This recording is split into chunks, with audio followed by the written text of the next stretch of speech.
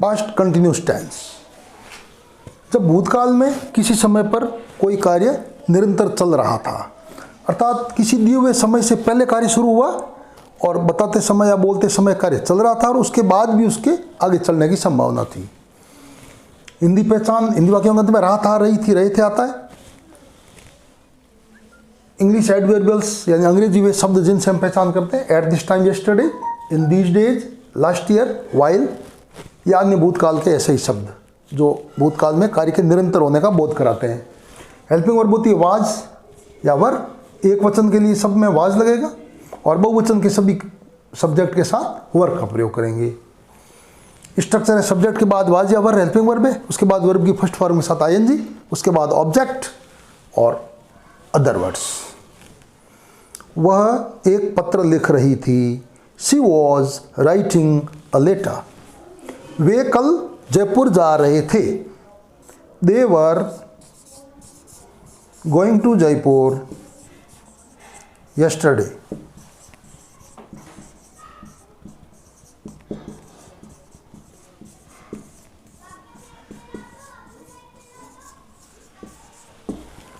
सीता कल सुबह टीवी देख रही थी, Sita was watching TV yesterday in the morning.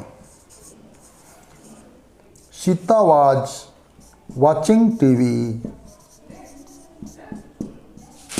Yesterday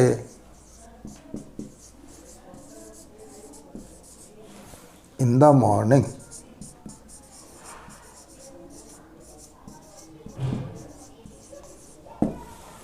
वे कल इस समय क्रिकेट खेल रहे थे, they were playing cricket.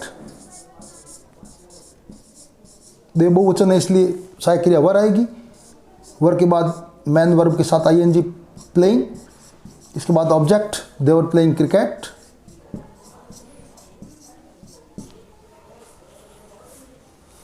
At this time yesterday.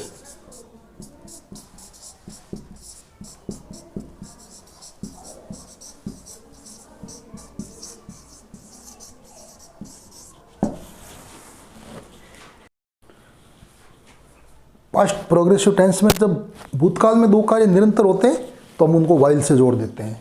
वह एक पुस्तक पढ़ रही थी जबकि उसकी बहन खेल रही थी, she was reading a book while her sister was playing. भूतकाल में जब कोई कार्य निरंतर चल रहा होता है और उसके बाद अचानक कोई घटना हो जाती है या कोई इवेंट हो जाती है, तो जो कार्य पहले चल रहा था उसमें हम पास्ट कंटिन्यूस टेंस का अर्थात वाज वर्ब प्लस वर्ब की फर्स्ट फॉर्म आईएनजी उसका प्रयोग करते हैं, और जो अचानक घटना बाद में होती है उसके लिए हम सिंपल पास्ट टेंस अर्थात वर्ब की सेकंड फॉर्म का प्रयोग करते हैं। When he was going through a forest, जब वह जंगल में से होकर जा रहा था, a lion came suddenly, अचानक एक शेर आया। तो शेर आने की घटना बाद में हुई है तो came सेकंड फॉर्म आ गई, सिंपल पास्ट टेंस आ गया।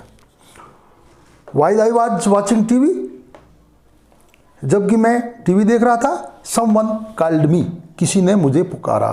तो ये पुकारने की घटना बाद में हुई है तो पास्ट इंडेफिनिट टेंस हो गया। नेगेटिव सेंटेंस के लिए हम जो पॉजिटिव सेंटेंस की स्ट्रक्चर होती है उसमें वाज या वर के बाद में नॉट का प्रयोग कर देते हैं। नेगेटिव सब्जेक्ट आएगा सबसे पहले, उसके बाद वाज या वर, उसके बाद नॉट का प्रयोग करेंगे, उसके बाद वर्ब की फर्स्ट फॉर्म, फिर ING, then object, then other words. वह हॉकी नहीं खेल रहा था, he was not playing hockey. वे जयपुर नहीं जा रहे थे, they were not going to Jaipur. Interrogative sentences means yes no question, केवल हाँ या ना वाले प्रश्न, उन्हें वाज या वर सबसे पहले आ जाता है, उसके बाद सब्जेक्ट और फिर वर्ब की फर्स्ट फॉर्म के साथ आईएनजी, देन ऑब्जेक्ट और अदर वर्ड्स, और अंत में प्रश्नवाचक चिन्ह इंटरोगेटिव मार्क। क्या वह हॉकी खेल रहा था, वॉज ही प्लेइंग हॉकी, और इंटरोगेटिव मार्क अंत में। क्या वे जयपुर जा रहे थे, were they going to Jaipur. Past progressive interronegative sentences यानी नकारात्मक प्रश्नवाचक। सबसे पहले हेल्पिंग वर्ब वाज या वर, उसके बाद सब्जेक्ट, फिर नॉट, वर्ब की फर्स्ट फॉर्म के साथ ING, then object, other words और प्रश्नवाचक का चिन्ह। क्या वह जयपुर नहीं जा रहा था, was he not going to Jaipur, प्रश्नवाचक का चिन्ह। क्या सीता गाना नहीं गा रही थी, was Sita not singing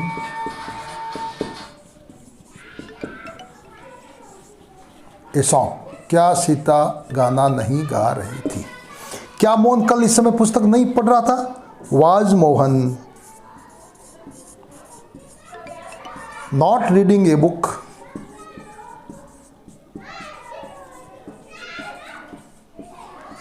at this time yesterday?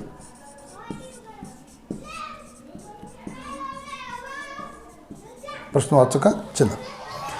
जब WH क्वेश्चन हो यानी वाट, वाई, वैन, विच, ये प्रश्न, तो इनमें सबसे पहले WH आएगा, उसके बाद वाज या वर, उसके बाद सब्जेक्ट, फिर नॉट, फिर वर्ब की फर्स्ट फॉर्म के साथ ING, उसके बाद ऑब्जेक्ट और प्रश्नवाचक का चिन्ह। वह कहाँ जा रहा था? Where was he going?